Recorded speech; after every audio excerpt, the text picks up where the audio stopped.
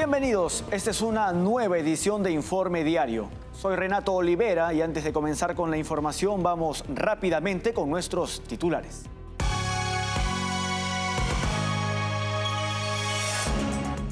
Ciudadanos de los 27 países de la Unión Europea votaron este domingo para elegir a los 720 miembros del Parlamento Europeo. El Partido Popular Europeo de centro-derecha ha emergido como el principal ganador. El presidente francés Emmanuel Macron ha decidido disolver la Asamblea Nacional y convocar elecciones legislativas anticipadas tras el triunfo contundente de la derecha liderada por Marine Le Pen en las elecciones europeas. En Argentina, Javier Milei cumplió este lunes 6 meses como presidente del país. Durante este periodo, ha impulsado medidas económicas destinadas a controlar la crisis económica generada por los anteriores gobiernos izquierdistas. En Estados Unidos, las restricciones de asilo implementadas por el presidente Joe Biden no han logrado detener el flujo migratorio en la frontera sur. Comenzamos con el desarrollo de la información. Ciudadanos de los 27 países de la Unión Europea votaron este domingo para elegir a los 720 miembros del Parlamento Europeo. El Partido Popular Europeo de centro-derecha ha emergido como el principal ganador, reflejando un auge de la derecha en varios Estados miembros. Este resultado ha impulsado convocatorias de elecciones anticipadas en Francia y significativos avances para la derecha en Alemania y Austria. El último domingo, ciudadanos de 27 países de la Unión Europea acudieron a las urnas para elegir a los 720 miembros del Parlamento Europeo. El principal rival del Partido Popular Europeo, de centro-derecha, era la Alianza Progresista de Socialistas y Demócratas, de centro-izquierda. Sin embargo, el aumento de la influencia de la derecha en el Parlamento Europeo refleja una tendencia similar a nivel nacional en varios Estados miembros, posicionando al PPE como favorito. A falta de los resultados oficiales, que determinarán la dirección política de la Unión Europea en los próximos 5 años, el PPE ha sido el gran ganador, confirmando el auge de la derecha. Esto ha llevado a la convocatoria de legislativas anticipadas en Francia y ha producido avances significativos en Alemania y Austria. En Francia, el partido de derecha Agrupación Nacional superó ampliamente a la alianza liberal del presidente Emmanuel Macron. En Alemania, el Partido Socialista Demócrata del canciller Olaf Scholz obtuvo su peor resultado histórico, quedando en tercer lugar detrás de la Unión Demócrata Cristiana de Alemania y la Unión Social Cristiana de Baviera, mejor conocido como CDU-CSU, y del partido de derecha Alternativa para Alemania, mejor conocido como AfD. Las proyecciones indican que la CDU-CSU recibiría alrededor del 30% de los votos, el AfD un 16% y el partido de Scholz un 14%. Alemania, con 96 eurolegisladores, tiene la mayor representación en el Parlamento Europeo y le sigue Francia con 81, Italia con 76 y España con 61. En Austria, los sondeos situaron al partido de derecha Partido de la Libertad de Austria, mejor conocido como FPO, al frente con aproximadamente el 27% de los votos. En Italia, los sondeos de boca de urna indicaron que el partido Hermanos de Italia, liderado por la primera ministra Giorgia Meloni, obtuvo entre el 25 y el 31% de los votos.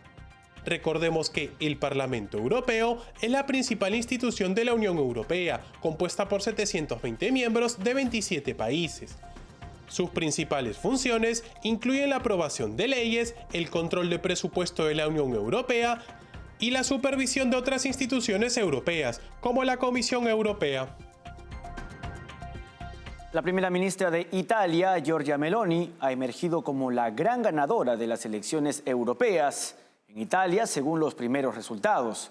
Su partido, Hermanos de Italia, ha obtenido un contundente 28.6% de los votos, consolidándose como la fuerza dominante en estos comicios y superando al progresista Partido Democrático, que se quedó con un 25.7%. Meloni ha sido la figura central de esta campaña, atrayendo tanto a la centroderecha como a la derecha conservadora y reformista en su búsqueda de alianzas estratégicas. Con estos resultados, Meloni tiene ahora la posibilidad de influir significativamente en la próxima legislatura comunitaria, en un momento en que la derecha europea parece ganar terreno. Uno de los interrogantes más destacados es si Meloni decidirá apoyar a los conservadores del Partido Popular Europeo y a la actual presidenta de la Comisión Europea, Ursula von der Leyen, o si optará por una alianza con otros partidos de derecha reformista. El primer ministro húngaro, Viktor Orbán, mentor político de Meloni, ha instado públicamente a la líder italiana a forjar un pacto con la derechista francesa Marine Le Pen, calificando esta alianza como una oportunidad histórica para cambiar la mayoría. Meloni, quien encabeza el grupo de los conservadores y reformistas europeos, ha mostrado una notable sintonía con von der Leyen, sugiriendo una posible colaboración futura. La victoria de Meloni no solo refuerza su posición en Italia, sino que también podría redefinir las dinámicas de poder dentro de la Unión Europea. Con una derecha fortalecida y nuevas alianzas en el horizonte, el panorama político europeo promete cambios significativos en los próximos meses. El presidente francés Emmanuel Macron ha decidido disolver la Asamblea Nacional y convocar elecciones legislativas anticipadas tras la contundente victoria de la derecha liderada por Marine Le Pen en las elecciones europeas. Con este resultado, Macron, sin mayoría parlamentaria y tras múltiples crisis, ve su liderazgo debilitado y sus reformas comprometidas. Por su parte, Le Pen afina su discurso político para las elecciones presidenciales del 2027. El presidente de Francia, Emmanuel Macron, ha decidido disolver la Asamblea Nacional y convocar elecciones legislativas anticipadas tras el triunfo contundente de la derecha liderada por Marine Le Pen en las elecciones europeas. Jordan Bardella, del partido Reagrupamiento Nacional, ha logrado el 32% de los votos, con el 80% escrutado, marcando la mayor victoria para el partido euroescéptico. Este resultado duplica el obtenido por la candidata macronista Valérie Hayer, que alcanzó solo el 15.2%. Este revés representa un duro golpe para Macron, quien ha centrado su política en la defensa de Europa. Las elecciones legislativas se celebrarán el 30 de junio, con una segunda vuelta el 7 de julio, apenas 20 días antes de los Juegos Olímpicos de París. Con una participación del 52%, la más alta en 30 años, este es el mayor triunfo de un partido en unas elecciones europeas desde 1984 y la victoria más visible de Marine Le Pen hasta la fecha. Le Pen continúa afinando su discurso político, allanando su camino hacia las elecciones presidenciales del 2027, cuando Macron ya no podrá presentarse. Estamos listos para ejercer el poder, listos para poner fin a esta inmigración masiva, hacer del poder adquisitivo una prioridad, listos para revivir a Francia, declaró Le Pen tras su victoria. Este resultado electoral coloca a Macron en una posición muy desfavorable durante un momento complejo de su segundo mandato. Sin mayoría en el Parlamento y tras sortear múltiples crisis como la pandemia de COVID-19, la guerra en Ucrania y la crisis inflacionaria, su liderazgo está cada vez más debilitado. La capacidad de Macron para avanzar con sus reformas se ve seriamente comprometida y las próximas elecciones legislativas serán cruciales para determinar el futuro político de Francia. En las elecciones europeas, la coalición liderada por el canciller Olaf Scholz en Alemania enfrentó una derrota significativa a solo un año de las elecciones generales. Los socialdemócratas sufrieron sus peores resultados, mientras que los verdes también encajaron un duro golpe. Alternativa para Alemania, de tendencia derechista, se convirtió en la segunda fuerza política, capitalizando el descontento popular y marcando un cambio en el panorama político alemán.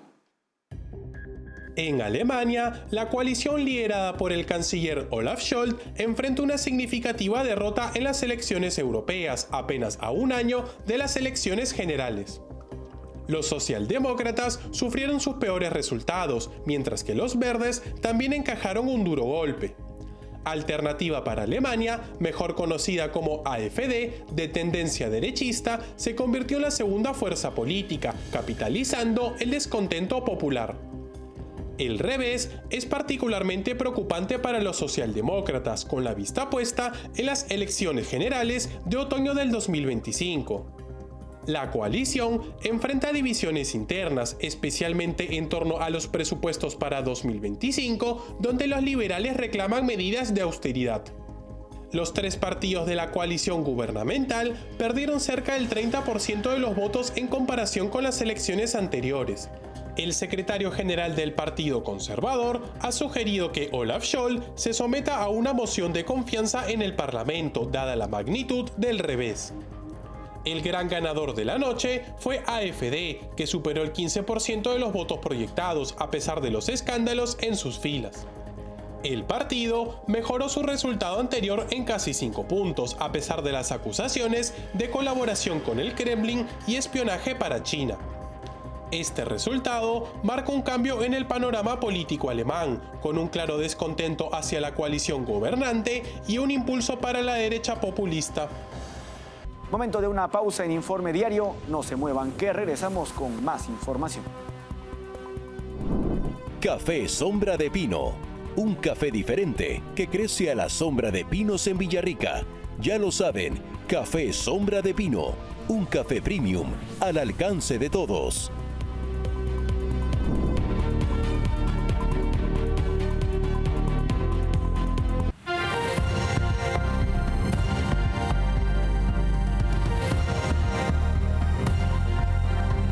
Continuamos con la información. El presidente de Argentina, Javier Milei, ha completado 6 meses en el cargo con decisiones drásticas a nivel nacional e internacional. En este tiempo, su administración implementó medidas como no renovar contratos laborales del Estado con menos de un año, suspender la publicidad gubernamental, reducir ministerios y devaluar el peso argentino más del 50%. Además, ha criticado a líderes socialistas y ha apoyado a Israel, evidenciando su compromiso con la democracia y el Estado de Derecho. El libertario argentino Javier Milei cumplió este lunes 6 meses como presidente del país. Con la contundente frase "no hay plata", Milei marcó el inicio de una administración caracterizada por decisiones impactantes tanto a nivel nacional como internacional. Una de las primeras medidas económicas bajo la administración de Milei fue anunciada por el ministro de Economía, Luis Caputo. El paquete de urgencia incluyó la no renovación de contratos laborales del Estado con menos de un año de vigencia, la suspensión de la pauta publicitaria del gobierno en los medios, la reducción de ministerios y una devaluación del peso argentino del más del 50%.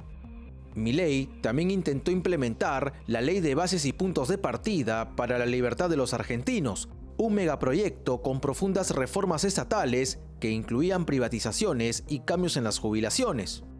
Tras un primer rechazo en la Cámara de Diputados, una versión reducida de la ley fue aprobada y está a la espera de ser tratada en la Cámara de Senadores. En términos económicos, el gobierno de Milei ha celebrado una reducción de la inflación y la obtención de superávit fiscal en el primer trimestre del año. Respecto a relaciones internacionales, Milei se ha convertido en una figura importante de la derecha internacional, criticando a los líderes del socialismo del siglo XXI, entre ellos el presidente mexicano Andrés Manuel López Obrador y el mandatario colombiano Gustavo Petro. Además, Milei ha manifestado su apoyo a Israel y ha decidido trasladar la embajada argentina a Jerusalén. En estos 6 meses de gobierno, Javier Milei ha impulsado medidas económicas destinadas a controlar la crisis económica generada por los anteriores gobiernos izquierdistas de los Kirchner y Alberto Fernández, quienes dejaron al país sudamericano con una aguda inflación y con un nivel de pobreza de más del 40%. Las restricciones de asilo del gobierno de Joe Biden no han demostrado frenar el flujo de migrantes en la frontera con México. 4 días después de la implementación de estas restricciones, los cruces en la frontera entre Estados Unidos y México se mantienen prácticamente iguales. Desde que Biden asumió la presidencia en el 2021, más de 9.9 millones de migrantes han ingresado al país, según datos de la Oficina de Aduanas y Protección Fronteriza. Estas cifras no incluyen a aquellos que lograron cruzar por puntos no vigilados de la frontera sin ser capturados. En los últimos meses del 2023, unos 10.000 migrantes entraban diariamente por la frontera sur, número que en abril se redujo a una media de 8.500 al día, aunque por supuesto sigue siendo significativo. La medida de Biden ha sido criticada por los demócratas, que la consideran extrema, y por republicanos, que la ven como tardía. La medida del cierre fronterizo, impulsada por el gobierno de Joe Biden, fue aplicada pese a que el presidente se negó a tomar medidas más drásticas durante todo su gobierno, y lo ha hecho ahora que se acercan las elecciones. Además, el mandatario es criticado por una crisis migratoria sin precedentes que afecta a la seguridad nacional y supone un costo adicional de más de $600 mil millones para todo el país. El ejército de Israel llevó a cabo una exitosa operación de rescate en el campo de refugiados de Nuseirat, en Gaza, liberando a 4 rehenes secuestrados por Hamás durante el Festival de Música del 7 de octubre. Los rescatados, incluida Noa Argamani, cuya liberación era urgente por el estado terminal de su madre, fueron trasladados para exámenes médicos. El presidente Isaac Herzog y el primer ministro Benjamin Netanyahu elogiaron el esfuerzo de las FDI. Este sábado, el ejército de Israel rescató a 4 rehenes en 2 ubicaciones del campo de refugiados de Nuseirat, en el centro de la Franja de Gaza. Los rehenes rescatados son Noa Argamani, de 25 años, Almog Meir Jan, de 21, Andrei Kozlov, de 27 y Shlomi Zip, de 40. Todos ellos fueron secuestrados por el grupo terrorista Hamás durante el Festival de Música Nova el pasado 7 de octubre. Los rehenes se encuentran en buenas condiciones médicas y fueron trasladados a un centro médico para recibir exámenes adicionales. Tanto el presidente Isaac Herzog como el primer ministro Benjamin Netanyahu hablaron con Noa Argamani, cuya liberación había sido solicitada con urgencia debido al estado terminal de su madre. Te abrazo en nombre de toda la nación de Israel, expresó Herzog. Por su parte, Netanyahu le dijo a Argamani: no nos rendimos contigo ni por un momento. No sé si ustedes lo creyeron, pero nosotros lo creímos y me alegro de que haya sucedido. El portavoz del ejército de Israel, Daniel Hagari, informó que durante la operación las tropas enfrentaron amenazas significativas, resultando un agente seriamente herido. El ministro de Defensa, Yoav Gallant, celebró la operación calificándola como una heroica actividad operativa y destacó el esfuerzo de los combatientes para liberar a los rehenes bajo intenso fuego enemigo. Con este rescate, de los 251 secuestrados el 7 de octubre, quedan en el enclave 116 cautivos a manos del grupo terrorista Hamás.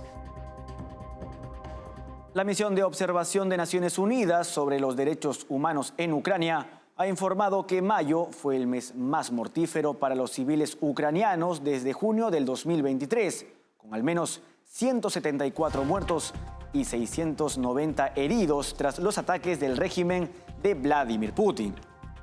Gran parte de estas pérdidas se atribuyen al inicio de una nueva ofensiva rusa en su invasión en la región de Yarkov, en el noreste del país. Más de la mitad de las víctimas fueron identificadas en la capital de Yarkov y sus alrededores, donde las fuerzas del Kremlin lanzaron una nueva ofensiva terrestre el 10 de mayo. Los investigadores de la ONU han documentado ataques aéreos y con misiles contra áreas civiles, como el bombardeo del 23 de mayo a una imprenta en Yarkov, que dejó 7 muertos y 21 heridos, y el ataque a un centro comercial 2 días después, con al menos 19 fallecidos y 54 heridos. Además, se han intensificado los ataques a la infraestructura energética y ferroviaria. A pesar de la agresión del régimen de Putin, el presidente ucraniano, Volodymyr Zelensky, afirmó que las defensas ucranianas en Yarkov no fueron doblegadas y que están conteniendo y destruyendo las unidades rusas que entran en su territorio. Zelensky también destacó que el frente en Yarkov ha sido reforzado y continuará fortaleciéndose aún más. Momento de una nueva pausa en Informe Diario. No se muevan, que regresamos con los deportes. Café Sombra de Pino. Un café diferente que crece a la sombra de pinos en Villarrica. Ya lo saben, Café Sombra de Pino. Un café premium al alcance de todos.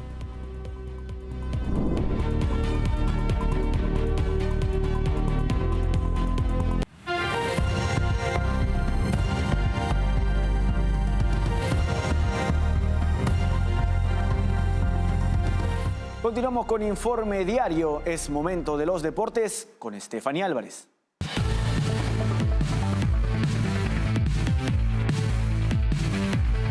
Muchas gracias, Renato. Nosotros comenzamos nuestro bloque deportivo con el tenis, porque el salvadoreño Marcelo Arévalo hizo historia en París al ganar el Roland Garros en la categoría de dobles. Su compañero fue el croata Mate Pavic. Y esta dupla, que es la revelación del torneo, fueron imparables y consiguen su primera corona de un Grand Slam al derrotar a la dupla de Simone Bolelli y Andrea Vavasori en 2 sets. Marcelo Arévalo se convirtió en el 7º tenista hispano en ganar múltiples títulos de Grand Slam en dobles durante la era abierta. El salvadoreño, quien ya había ganado Roland Garros en el 2022 junto a Jan-Julien Royer, los novenos favoritos manejaron la final con frialdad, superando por 7-5 y 6-3 a Simone Bolelli y Andrea Vavasori en 1 hora y 32 minutos de juego. La victoria en Roland Garros ha consolidado la posición de Arévalo y Pavic como una de las parejas más dominantes del circuito. Actualmente se encuentra en el 2º puesto del ATP en dobles, acumulando 4,000 puntos en la temporada y apenas a 50 puntos de liderato. El éxito en París ha reforzado la autoridad y reputación de Arévalo y Pavic, situándolos como contendientes serios para más títulos en el futuro inmediato. Su química en la cancha y la habilidad para desempeñarse en diferentes superficies los posicionan como una de las parejas a seguir en el circuito de dobles del ATP Tour. Pasamos al fútbol porque Thiago Silva, el veterano defensor brasileño de 39 años, ha regresado a su país natal para unirse al Fluminense, donde comenzó su carrera profesional. Tras finalizar su contrato con el Chelsea este verano, Silva vuelve a Brasil como agente libre y listo para reforzar al actual campeón de la Copa Libertadores. Thiago Silva regresa al Fluminense después de 16 años de una exitosa carrera en Europa, donde ha ganado numerosos títulos con clubes de élite como el Milan y el Chelsea. Su incorporación al Fluminense representa no solo un retorno a sus raíces, sino también una oportunidad para contribuir con su vasta experiencia y liderazgo a un equipo que ya ha demostrado su capacidad al coronarse campeón de la Copa Libertadores. En esta nueva etapa, Silva compartirá vestuario con otra leyenda del fútbol brasileño, Marcelo Vieira, quien también se encuentra en la recta final de su carrera. Este reencuentro de dos grandes figuras promete fortalecer aún más al Fluminense, tanto en la liga local como en las competiciones internacionales. El retorno de Thiago Silva es un recordatorio del ciclo completo de un futbolista que vuelve a sus orígenes para cerrar con broche de oro una destacada trayectoria profesional. Colombia logró una imponente victoria por 5-1 ante Estados Unidos en uno de sus amistosos previos a la Copa América. Y con ello, el equipo dirigido por el argentino Néstor Lorenzo ya suma 22 partidos sin perder con 7 triunfos consecutivos. Ahora la selección cafetera enfrentará a Bolivia en su último partido amistoso y luego debutará en la Copa América el 24 de junio ante Paraguay.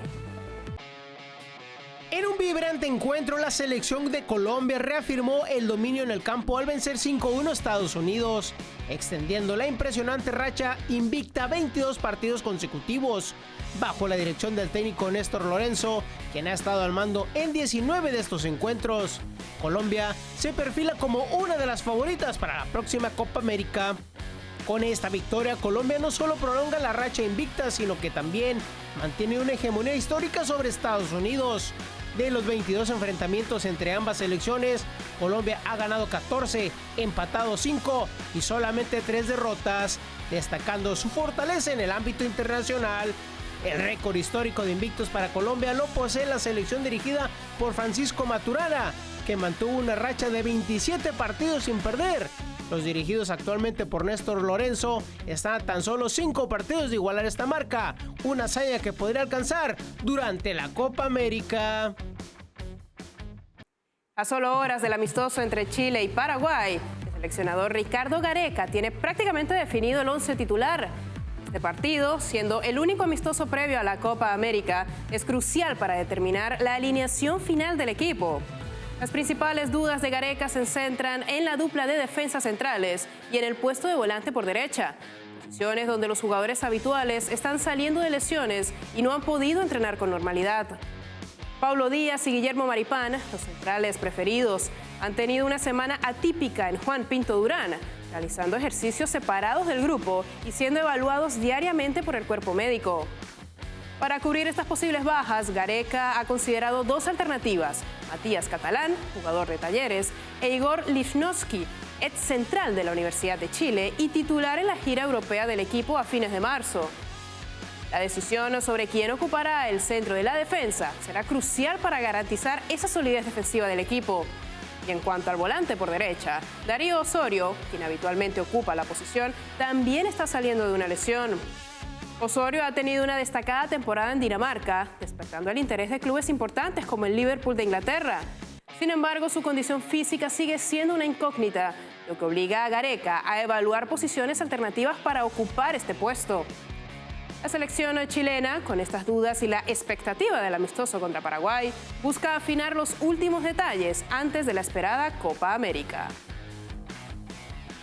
Y con esto llegamos al final de nuestra información deportiva en Informe Diario. Café Sombra de Pino. Un café diferente que crece a la sombra de pinos en Villarrica. Ya lo saben, Café Sombra de Pino. Un café premium al alcance de todos. Gracias, Stephanie, por toda la información deportiva. Antes de despedirnos y para obtener más información, escaneen el código QR que aparece en este momento en sus pantallas. No se olviden que estamos en www.grupotvl.com. Síguenos también en Twitch como TVLESP. Escúchanos a través de Spotify como TVL en español y suscríbanse a nuestro canal de YouTube, donde podrán encontrarnos como TVL en español. Hasta aquí llegamos con la presente edición en Informe Diario. Con su permiso.